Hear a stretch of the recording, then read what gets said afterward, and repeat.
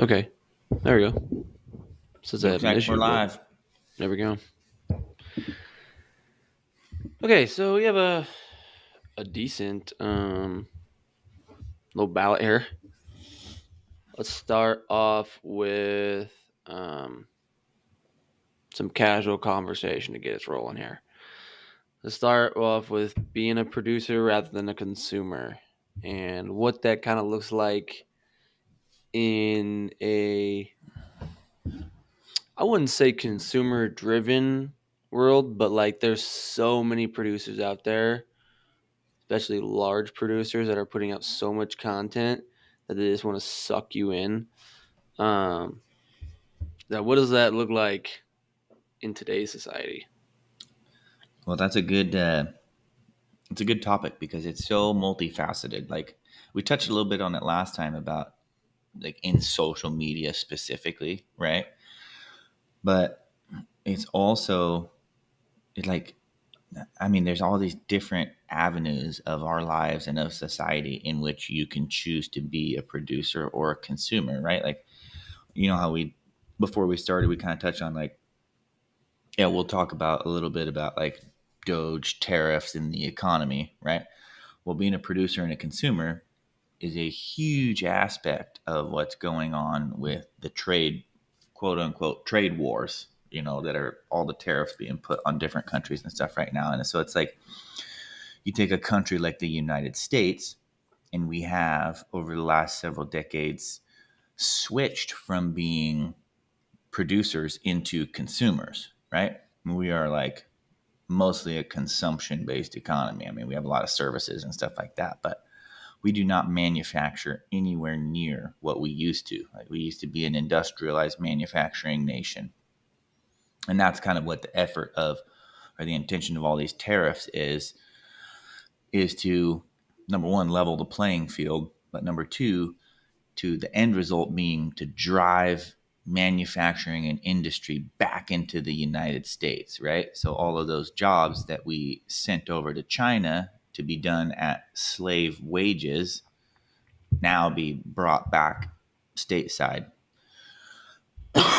That's the funny thing is, um, you look at it, and as soon as the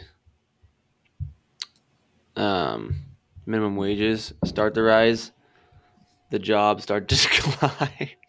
Yeah.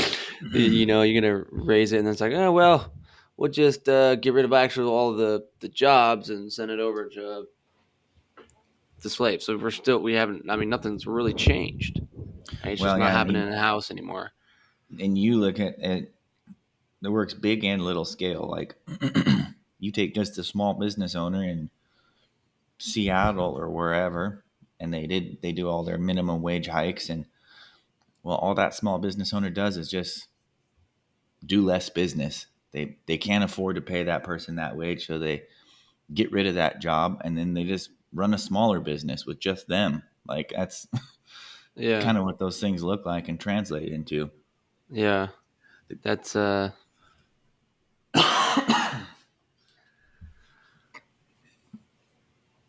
yeah. But I there's also it's like there's the social media aspect of it.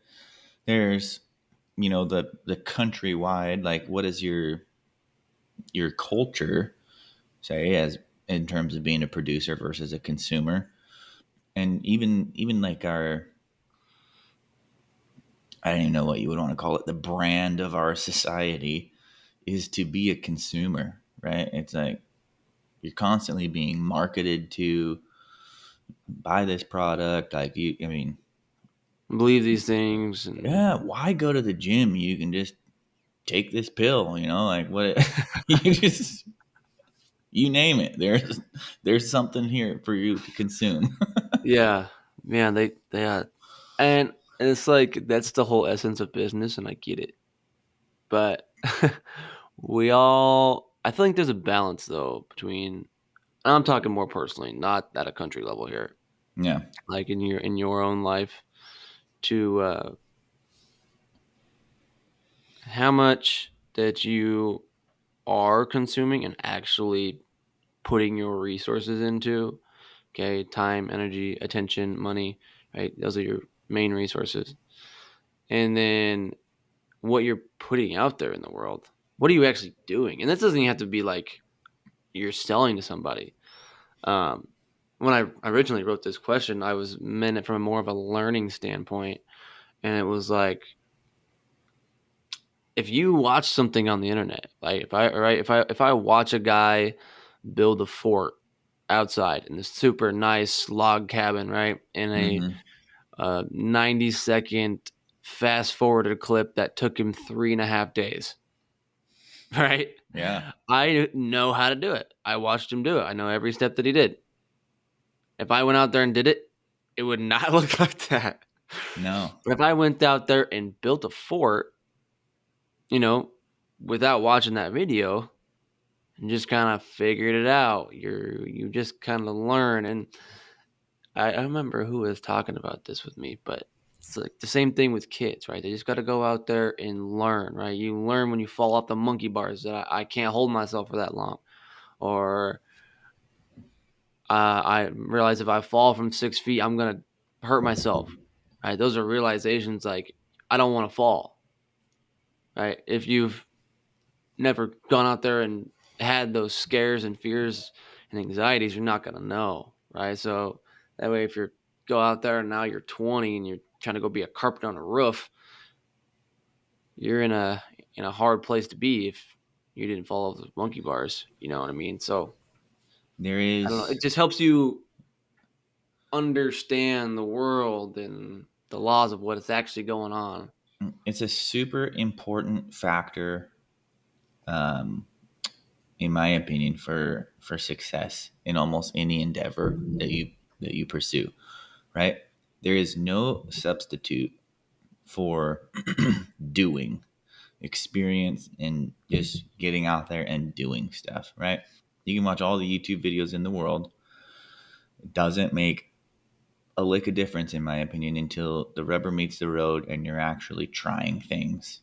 And maybe that's just because I'm such a hands-on person, but in my life, that's been my experience. And I was just talking to somebody about this the other day when we were kind of talking about like homeschool versus public school and like sports versus, other activities and stuff like that. And we were kind of got on the topic of like, I can't tell you how many times I've heard people say that sports is the only way for, and like public school and sports is the only way for a kid to learn teamwork and discipline and all. And I'm just like, don't get me wrong, those things are good. And yes, you do learn good things from them, but that's not the only way, right? When I graduated high school, I knew how to weld. I knew basic carpentry. I knew basic accounting. I was pretty into computers, and I knew a lot about the IT sector. I knew a little bit about finance. Like, I did a lot, and it gave me a lot of experience and confidence to go into any situation and know that I can just figure it out, or I can, make the best of what's in front of me. And I think there is a little bit too much emphasis in our society placed on education and not enough on experience, if that makes sense. Because that's kind of like the easiest way to sum those two things up, like producer versus consumer in our own lives, I think is like education versus experience, or like Mm, research versus doing. You know what I mean? yeah, that is a good way to sum it up. Um, Especially of those people that are actually looking to learn and to be educated. Um, that's where a lot of your consumption comes from. You know. Mm-hmm. Uh, but yeah, 100%. And I was just thinking, like you said, you have like the IT and the basic carpentry, right? So you kind of have that foundation, and like I always use the analogy: if you can speak that language, right? If I can speak 100%. that language, I can kind of figure it out from there, right? I know what makes what happen. So if you're educated at that point, you can kind of be given tasks and find solutions.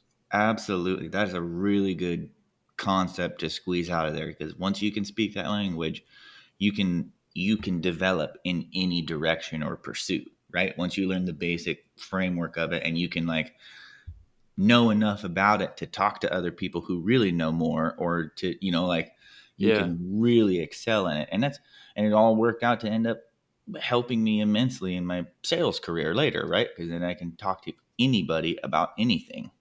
Right. No, yeah, it's a it's a different world simply because there's always something being marketed, and I don't know. It's like, how do you just ignore everything and just produce? Like, there's so many distractions out there, and a lot of the stuff that's getting marketed to you is just like nonsense. But you stop and watch it anyways. You know what I mean? Yeah, But you got to take into the consideration, like, okay, at one point, the American housewife was directly marketed with illegal narcotics, right? Like, take this pill and you'll be X amount more productive in your home, you know? And well, it turns out that was meth. Well, like, you have to understand that all that's changed is that now we have given up access to our attention 24/7, right? Like, mm, technology was such back in the day that people didn't have access to your heart and mind all the time. But now we got a phone in our pocket and people can ting or buzz or get access to your attention as much as you will allow 24/7, right? There's no technological barrier to your heart and mind from the rest of the world. So it mm, has, that barrier has had to have moved internally, and it's all based on your discipline, your habits, your lifestyle. So I think that's a very effective or important aspect of somebody's life, is that they, if you don't have a plan in place for how much access you're going to give the world, then the world's just going to take as much as they want, right? mm, If you aren't steering your ship in terms of like, yeah, I'm not going to watch my phone screen until X time in the day, or I'm not, you know, like, if you don't have some kind of plan in place or you're not addressing that at all, then you're kind of just flopping in the breeze, really. And there's a lot of people out there trying to get a lot of your time and attention, and it doesn't benefit you, it benefits them, right? Like, you're not the mm, one that wins by watching their advertising or their little YouTube videos or whatever. It may feel good at the time, it may be a dopamine hit, maybe literally like an escape, like just like an alcoholic would drink to escape from their feelings, their life, their situation. Watching this little YouTube video is no different, you know, in some respects. Like, it's like, oh, I'm just gonna zone into this video and escape all my life problems for a little bit, right? mm. I think you articulated that very well.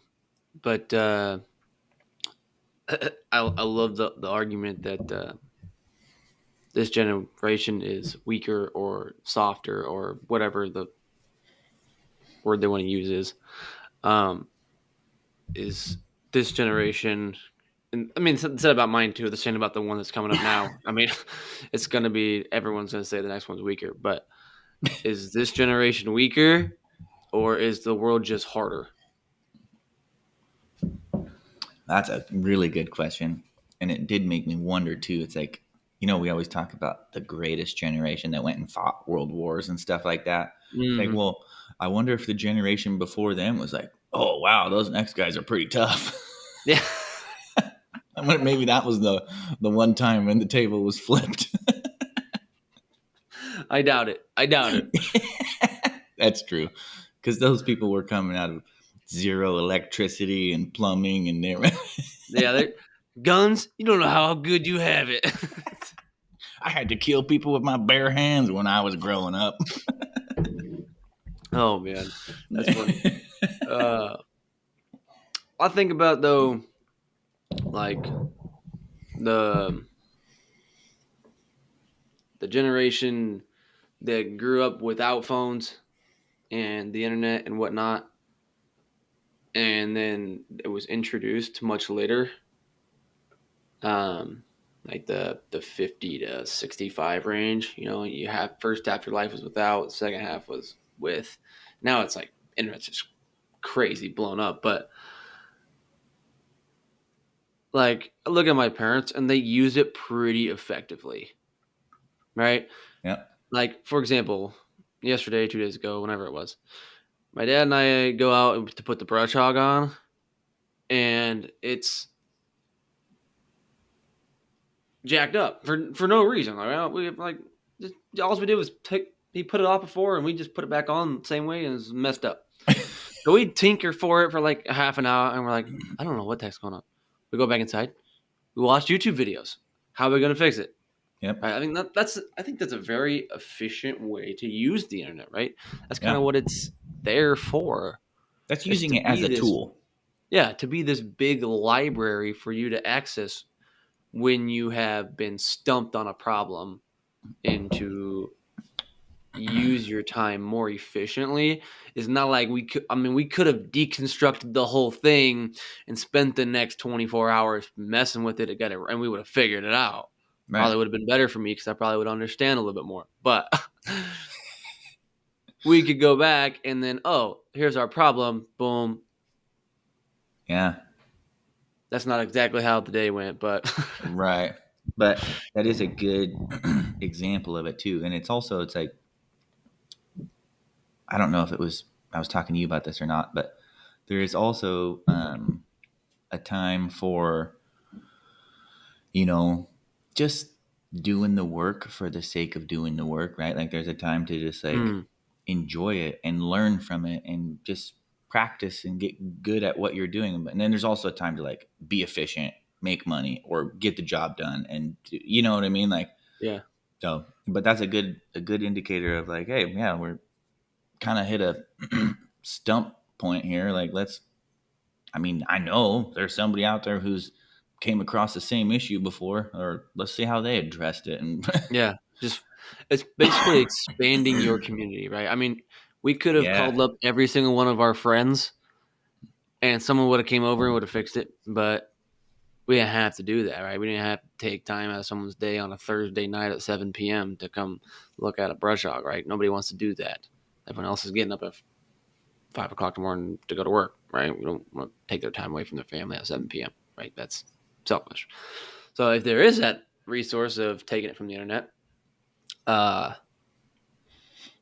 but and I feel like that's a byproduct of their generation not having grown up. Like it, dude, the phrase "the new normal" is like the worst phrase in the world. Okay, because it's now normal for young kids to have phones and access to the internet 24/7 and just consume crap 24/7, right? That wasn't normal when your parents were growing up. So them having that foundational existence of just hard work, you know, not having access to a phone 24/7 and entertainment 24/7, all that kind of stuff. Now they've got all these habits and discipline built into their life so that it's like now that they have access to this great thing, it's just a benefit to their life, right? It's not like this all consuming negative impact in their life that like it would be if you just give a human being unfettered access to it during their developmental years. You know what I mean? It's how you yeah, take something that is the internet is no different than a gun or a drill or a car, right? How you use it is how it's going to affect your life. It's, you know what I mean? absolutely. And I think I'm thinking like the first 15, because at about 15, I mean, women have, or most females are starting to get more and more mature. Men are starting to be mature and kind of like At 15, you kind of have that I want to do something type of feel to you, right? I'm not just wandering around hopelessly, You start to right? have some agency.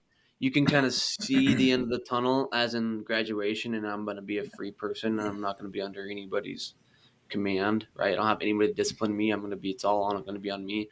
So they're like kind of like trying to start to choose their directions, right? Whether Yeah. that's good or bad.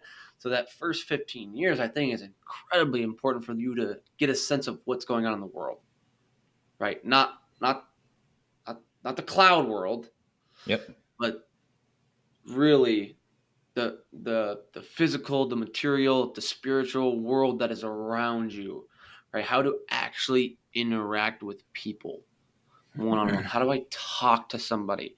How do I sit in church? How do I go to the grocery store? What do I look out for? What are problems I'm going to be faced with? Right? What's a situation that could be dangerous to me or to my family? Mm-hmm. What drivers am I looking for? How do I know if somebody's drunk on the road? Like these are things that kids are missing Yep. because they're on their phone when they're in the car. Like it's simple little things that you're never going to pick up. And I'm the same way, Yeah. right? I grew up with a phone at 13 years old, right? Like I was faced with these same problems, so I can 100% see it now. I have to go back a little bit and break those bad habits and then move forward, right? I've kind Yeah. of already done that. Like it wasn't a big deal for me, but I was never consumed in it. It wasn't really that hard for me to break that habit. Um, sorry, I just went on a little spiel there, but No, it's a good point because, and it's like I don't think you can stress enough. Um, Back to your initial point is it the softness of the generation or is it the times are tougher? And it's definitely both. Um, Literally, physiologically and psychologically, we as a species have been, I would argue, intentionally broken down and softened and made more docile and unintelligent over the last several generations, right? So there is that aspect of it. But then there's also the aspect of society has changed a lot in that time frame as well. So the access to things is unprecedented compared to generations before us. Um, Economically speaking, it's interesting how the burden has shifted. It's like what you were talking about earlier, starting at around 15, you start to think, okay, yeah, what am I going to do with my life? Like, what is my mhm. life going to look like? What do I want to do to provide for my family in the future? Right. Like, these are all things that we've had to go through growing up. And I feel like society wide, there's been an intense effort to try and remove that from the individual and place it on the government, right? Like, wait, I'm just gonna rely on Social Security or whatever it looks like. Like, there's this huge onus of responsibility transfer from the individual to the collective, and then all these people started talking about like, well, society needs to do more. Like, we need to pay more in taxes so we can offer more benefits to people, and it's interesting to me. It's like how people don't understand or notice that it's like, okay, well, all you're talking about here is like, oh, look at these aspects where life is poor for certain individuals. We need to route resources up to the government so that that can be taken care of, right? Well, have you not noticed that things for the individual have been getting worse and worse over time? The more resources we route up to the government, things are getting worse and worse down here, right? Like, the super rich are just getting richer, and all of us individuals who are trying to raise our families have less access to resources, less access to time. We're working 10 times harder than we ever have, and we're getting half as far, right? Like, is nobody paying attention to that? So you think doubling down and sending the government more money is going to help? How does that work? I would I want to backtrack there for a little bit. You start off by saying making us unintelligent. I think that might have been a wrong word because I mean this is a weird idea, but I would consider us more intelligent now just because we have access, or maybe not me specifically, but we have the ability to find so much information so quickly, right? Like the ability to navigate. I think this is more independent thinking. That's Okay. gone out the window. You know Yeah, what I yeah. mean? Less independent. Yeah. Yeah. Yep. Independent thinking is gone. Yeah. Like it's been intentionally removed. Yeah. Or maybe it wasn't intentionally. I don't really know. Well, but the byproduct of the internet, that's what it's created. At the Mm-hmm. end of the line, it's got rid of independent thinking. Yeah. And the second one is what we joke about, right? When we talk about passing our taxes and our money off to the government, right?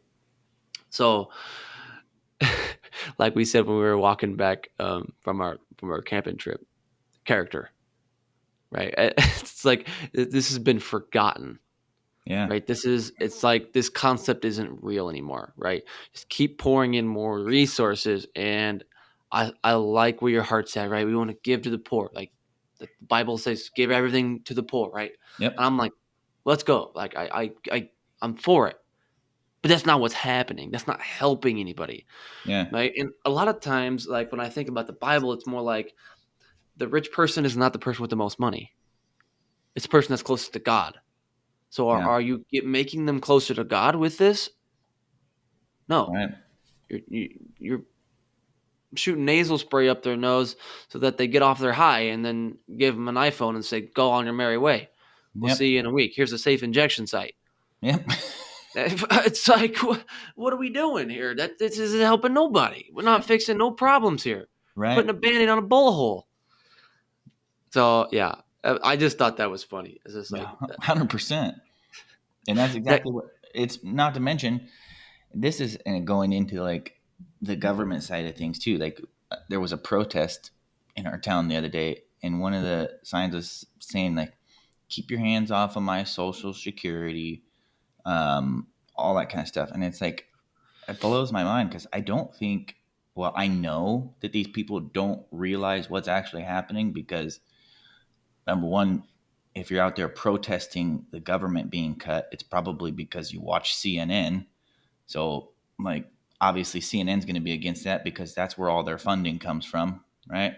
But Social Security, the only chance that it has, like we talked about, of making it to the next generation is if you get rid of the fraud and the corruption that's involved in it, right? Like, we're reaching a point, a critical mass as a country where those of us that are producers can no longer carry the weight of all the consumers on our back.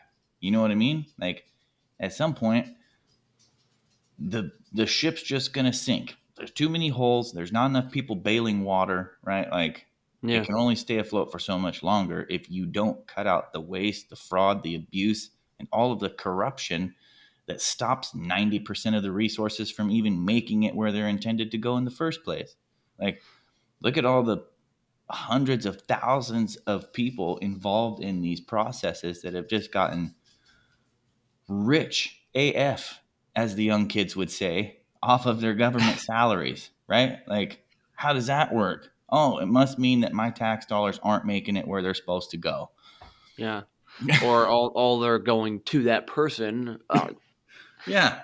But that's it's really funny, right? That there is a sign that say "Get your hands off my social security." That is hilarious to me because your great great great great grandmother's social security is not yours, Right. right? And We got social security from the 1800s. yeah, it's like nobody who is legally entitled to Social Security is losing their Social Security, you know? But there's all Yeah, this fear mongering going on about like, oh, everything good is being cut because Trump and Elon are evil Nazis. the progressive side is supposed to be the good side, right? The heartfelt side, the side Emotional, that yeah. draws on emotions. Correct. That's kind of where they started. Right? We can kind of agree. I don't know but I don't And know that is what exactly what. made it vulnerable to communist takeover. Right. And now that, because they were on such a good track of stealing the government, right, and getting in power, Yep. and now that it's kind of the country's kind of flipped, and it like actually flipped. You know what I mean? I got like after the landslide, it was Yeah. like okay, like it's pretty much the country's flipped. That's what they mean when they called it a referendum. It meant Yeah, the nation spoke. and then within months, right? We're not very far into this. We have Nazi symbols on Teslas. I thought you were supposed to be the heartfelt side. Yeah. You know what the sad part is? All that does is just blatantly in your face show you how they never cared about the environment, right? It was never about saving the world. It was about control. And that's all it does is just it just puts it on full display for you because you're taking the most successful electric vehicle manufacturer, which you were the party that was preaching how if we did not all drive electric vehicles, we are all going to die, right? Remember little Greta Thunberg saying, "How dare you?" Like, okay, well, now you're writing Nazi symbols on electric vehicles. So you just showed me you really didn't care. All this was about controlling hearts and minds in the way that you want them to go so that you have access to their time and resources. That's all it was. It's a big control grab. Yeah, the environmental topic is very opened now. It's Yeah. like it's clear, right? The intentions of this push is like if you really cared about something enough, you would put your feelings aside and say, "This is what's best for our world." Right. And that's Right? why it's so bad because the environment is important. You know what I mean? Yeah. Like, and you just used it as a tool to gain power. And now Hmm. and now the environment's probably worse off. Yeah, and I'm not saying that electric cars is the way to go, right? Right. Um, I honestly, my feelings on global warming change every other year. It's like I don't. You hear one thing and it's like, well, now the electric cars' excess batteries are gonna ruin the world and soil all the oceans and it's going to leak in, and when we're mining for lithium it's actually just making it 100 times worse. And then it's like, well, we're still, if we're not going to do that, we're still going to drive around in gas vehicles, and then we're in the same problem that we started in. And so I don't know if I've even heard a viable solution yet. Obviously global warming's real and the world is getting warmer, like we can address this. It's an issue.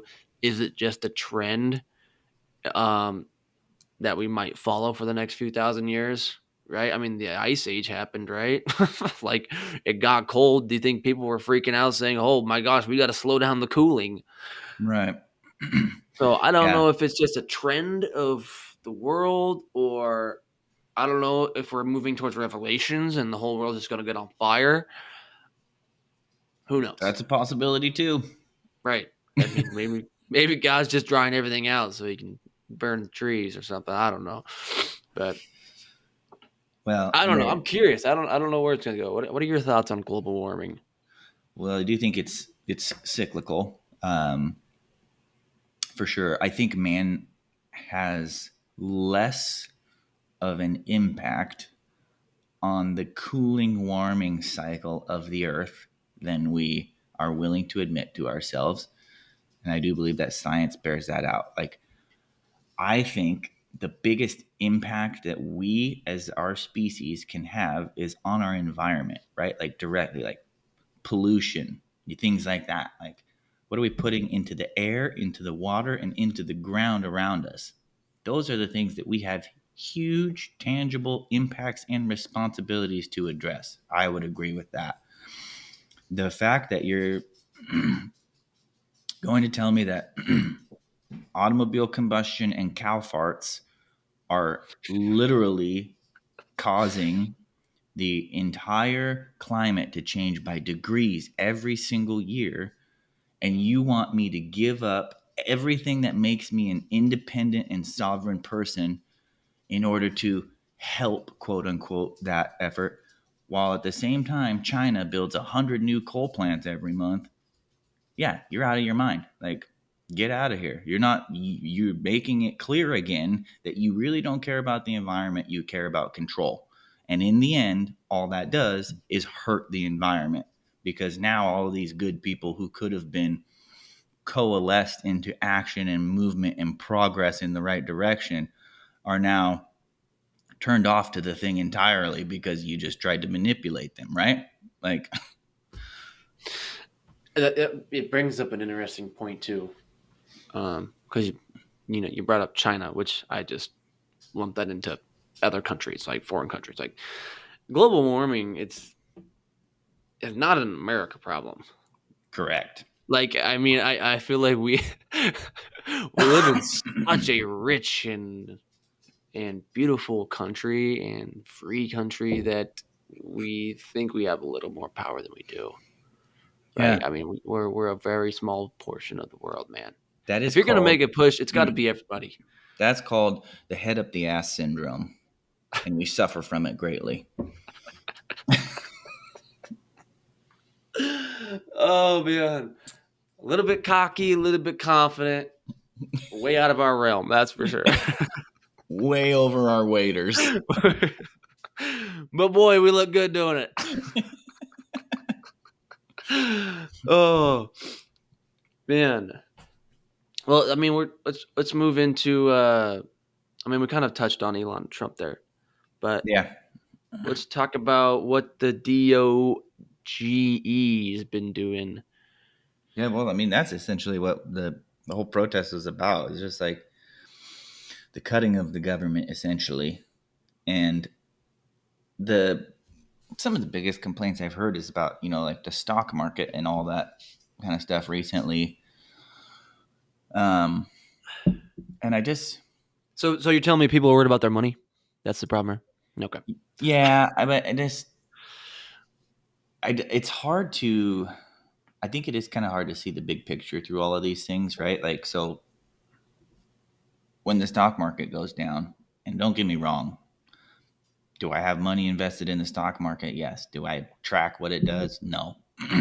The second I put $1 into the stock market, it leaves my brain entirely, and I don't have any faith in it whatsoever. So that's just me personally. I'm an old crusty curmudgeon when it comes to that kind of stuff. But what people I don't think understand is that the top like the top percentage of people in the world that have wealth invested, they own like 80% of the stock market, right? Like the people, us here at the bottom, the very bottom of our country, like take the bottom 50% of America, they don't even have stocks, right? Like Yeah. they've got credit card debt, they've got car payments, and they're barely making the grocery bill. Okay. So they don't have any stock portfolio. So if you really want to help the country, I think you would pay a lot less attention to the stock market and more on job opportunities. What are the cost of goods in our country, etc., right? Those are the tangible life impacting things that affect Americans at the bottom of the spectrum. And that's why I feel like cutting the government, instituting tariffs, lowering taxes, and bringing manufacturing back to America is, in the long run, an absolute game winner of a strategy. Like I haven't heard a good argument otherwise.